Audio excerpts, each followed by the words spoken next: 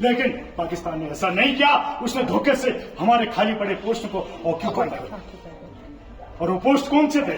Dras sector में 0.4875, tiger हिल 0.5140, दोलोलिंग, Kargil sector में 0.5608, कप्सार, मजदास और बटालिक सेक्टर में जुबैर हाइट, मुद्दा ढालो, खालूबार और यालदोर।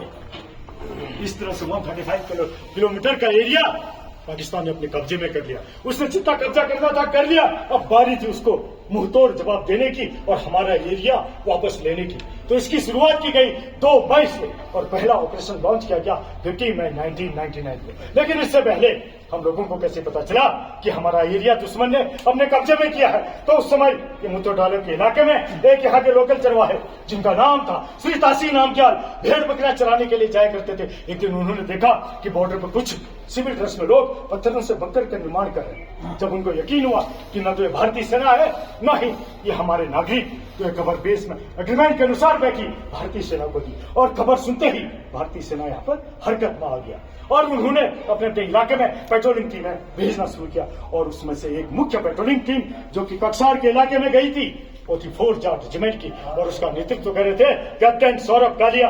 नाम सुना है? क्या नाम बताया? कैप्टन सौरभ कालिया। वो पेट्रोलिंग टीम गई तो सही, लेकिन उनमें से एक भी जवान जीवित लौट के वापस नहीं आया। और उसी दौरान एक भारतीय सेना का एक हेलीकॉप्टर जो कि द्रास सेक्टर में रेकी कर रहा था बॉर्डर एरिया की, दुश्मन ने उसको भी गोलियों का शिकार किया और पिंड आउट हो गया। उसके तुरंत बाद भारतीय सेना ने यहाँ पर ऑपरेशन लॉन्च किए, जिसके तहत इंडियन नेवी ने ऑपरेशन तलवार, इंडियन एयरफोर्स ने ऑपरेशन सफेद सागर और इंडियन आर्मी ने ऑपरेशन विजय। तो ऑपरेशन विजय के तहत शुरुआत की दोलोलिंग से। दोलोलिंग का इलाका इंपोर्टेंट इलाका था और इसको सबसे पहले अपने कब्जे में करना बहुत जरूरी था। इसके 2 कारण थे। एक, यहाँ से गुजरने वाला नेशनल हाईवे जिसको दुश्मन अपने फायर से नुकसान पहुंचा रहा था। दूसरा कारण था आगे का एरिया हमने अपने कब्जे में करना है तो यहीं से आगे बढ़ने का मार्ग बनना था। तो इसको रिकैप्चर करने का टास्क दिया गया 18 ग्रेनेडर्स के मेजर राजेश अधिकारी, जिन्होंने अपनी टीम के साथ यहाँ पर आगे बढ़ना शुरू किया और दुश्मन को पीछे खदेड़ दिया और यहाँ पर अपना कब्जा जमा दिया। लेकिन यहाँ पर वो खुद वीर गति को प्राप्त हो गए।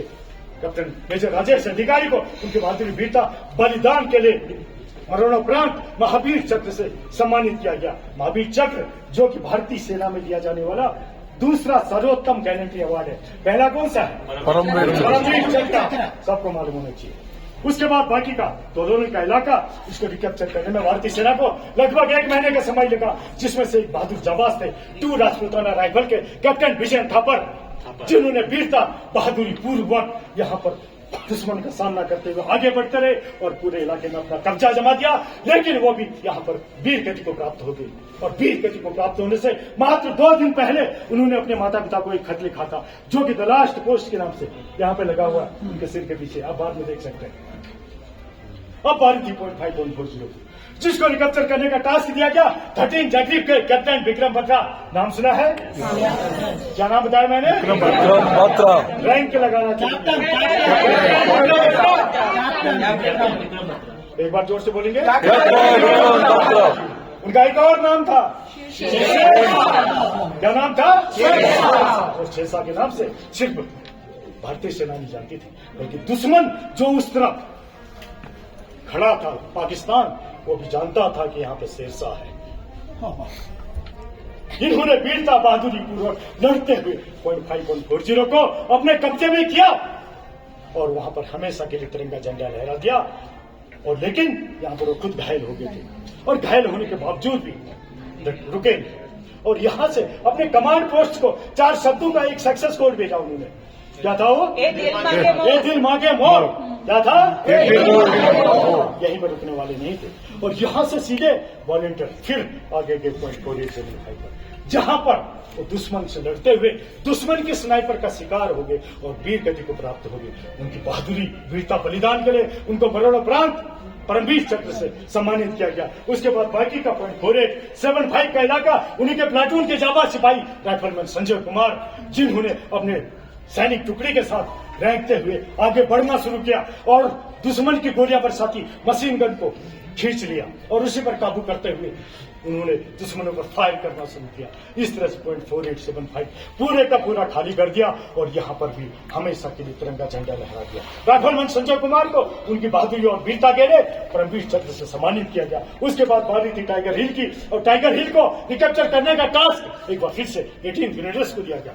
18 ग्रेनेडर्स के लेफ्टिनेंट बलवान सिंह उस समय घातक टीम का नेतृत्व कर रहे थे। इन्होंने अपनी टीम के साथ यहाँ पर आगे बढ़ना शुरू किया। कंटिन्यू 3 दिन तक चलते रहे। दुश्मन की भारी गोलीबारी के बीच आगे बढ़ते रहे और क्लिप चौक की मदद से आगे बढ़ते हुए टाइगर हिल पर 7 लोग चढ़ गए और जिनमें से एक थे बहादुर जाबाज ग्रेनेडर योगेंद्र सिंह यादव, जिन्होंने 17 गोलियां लगने के बाद भी दुश्मन के कई बंकर तबाह कर दिए और टाइगर हिल पर पूरा कब्जा कर दिया और हमेशा के लिए तिरंगा झंडा लहरा दिया।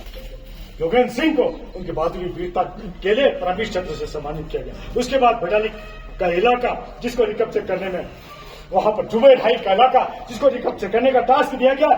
फर्स्ट बिहार रेजिमेंट को वीर बिहारियों ने कमर कसते हुए जुबैर हाइट को भी अपने कब्जे में किया और वहां पर तिरंगा झंडा लहरा दिया। उसके बाद खारूबार का इलाका इसको रिकैप्चर करने का टास्क दिया गया फर्स्ट 11 जीआर को।